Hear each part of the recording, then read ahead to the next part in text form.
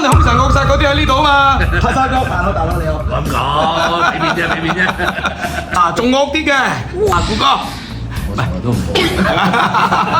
好。去新會食嘢咧，就去古哥間餐廳。喂，多謝。係啦，嚟中山食嘢咧，就一定要揾呢個理財記。呢個哎呀，唔使介紹，全世界都知啦。中國粵菜藍天王鮑魚王子麥總。係啊，咁啊，到底係咁成功，你知唔知？係。如果唔係紅姐喺背後幫咪打你有嗰啲家庭啊嗰啲嘢，唔使佢操心。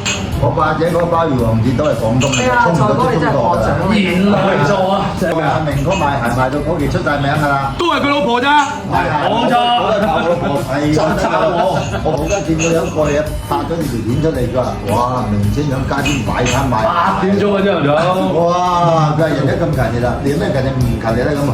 咁俾人偷拍咗，你知唔知嗰日我老婆都幾辛苦㗎，所以老婆都介紹個天花板。清遠大鵬哥正能量，唔使講嘢啊！我就唔惡嘅嚇。係大鵬哥唔惡嘅，雖然佢有惡啲。我同阿格沙哥咧就有啲似嘅。係，髮型一樣。我係扮惡嘅。